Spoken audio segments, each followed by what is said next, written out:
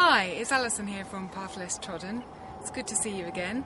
As it's such a beautiful morning, I thought I'd come outside into the park. Today I'm in Otford in Kent, and I've just passed some people playing cricket, playing tennis and playing football out on this lovely, beautifully sunny morning.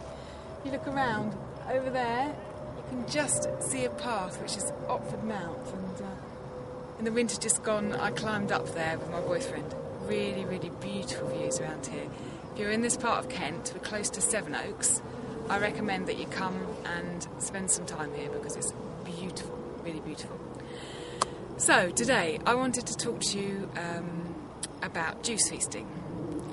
If you've been watching my blog, you'll know that I just finished my first week-long juice feast, and I've had a couple of days to contemplate since then, a couple of days back on solid food.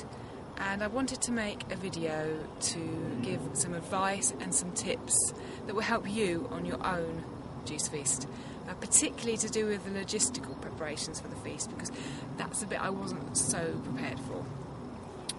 So the first thing I wanted to talk about is the time you need for a juice feast. Making and cleaning the juicer after the juice takes quite a lot of time. The time depends on which type of juicer you have. So for my juice feast I used a single auger juicer, which is much slower at juicing but keeps more of the nutrients. You have to chop things up smaller, and you can only feed a certain number of things into the juicer at one time.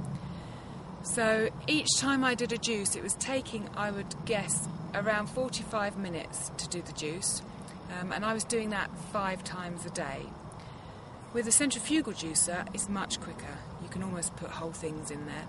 I'd say it takes around 25 minutes to do the juicing and the cleaning up. So for me, using the single auger juicer, I spent probably 3 to 3.5 hours a day juicing and cleaning up. With the centrifugal, you're probably talking about maybe 2 hours a day. Drinking also takes a lot of time, because with juicing, you can't just gulp it down. You have to sip and do chewing motions in your mouth, mix the juice with the saliva to make sure your stomach has the right enzymes to digest the juice properly. So you need to allow time for sitting and drinking. And as I said on one of my earlier videos, it's really good to slow down when you're juicing, to spend some time just being able to relax and enjoy the juice. Without distraction, so it's good to have that time separate. So that's another maybe couple of hours a day. Shopping takes a lot of time as well. When I was feasting, I was about 1.5 miles away from the shops, and I was finding I had to go almost every day. So it was a good couple of hours each day for shopping. And also I found I slowed down because I was detoxing, because I was breaking my habits so much. My routine was slowing down, so it was good to schedule in a bit of time for relaxing during the feast. So you need to make sure you've got enough time and you prepare your logistics well, so you're not finding you just haven't got enough time in the day to do all these things. Don't underestimate how long it takes, and plan the rest of your logistics around that. The second sort of logistic I wanted to talk about is space. You need easy access to the kitchen. You need to leave the juicer out, you need to be able to get to the sink often, and you need to have lots of space in that fridge for lettuces and fruits and cucumber and celery. So make sure you've got the ability to basically take over a kitchen for the time that you're feasting. Moving on to produce more, you should think also about money. I worked out that my feast cost me £7.40 a day. That was using not organic produce. I bought some, and some of my produce I bought was on special offer, but mostly non-organic. So unfortunately, with organic produce, it's probably going to be even more. So be prepared to spend that amount of money on your feast. Make sure you're aware of that before you start. There are also some things that you might underestimate. I certainly underestimated, and the next time I do a feast, I've learnt from them. Make sure you get enough calories from your food to keep up your energy levels. Now generally they say for women you need around 1,500 to 200 calories a day. If you're exercising, you're going to need more than that. But with a feast, generally you're slowing down a little bit, so maybe you don't need quite so many.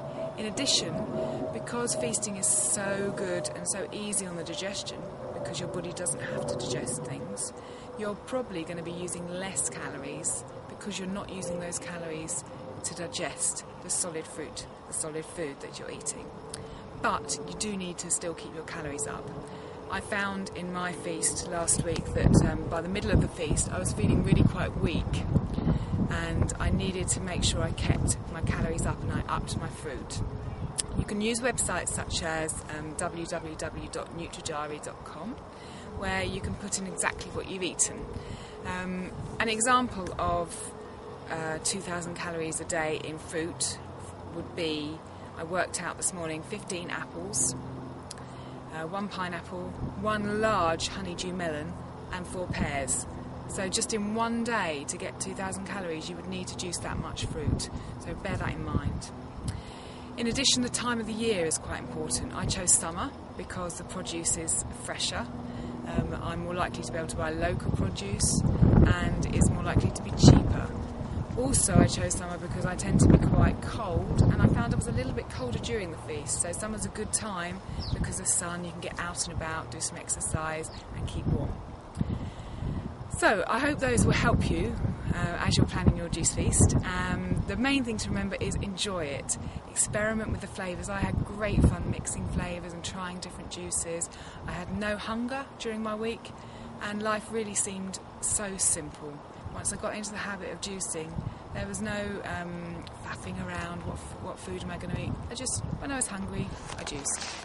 Enjoy the changes that your body experiences, the detox symptoms, but also the mental and the physical energy that you'll gain and the lightness you'll feel. Really enjoy that during your feast. And keep tuned to pathlesstrodden.com for more information on the raw diet and feasting. And enjoy the rest of this sunny day. Bye for now.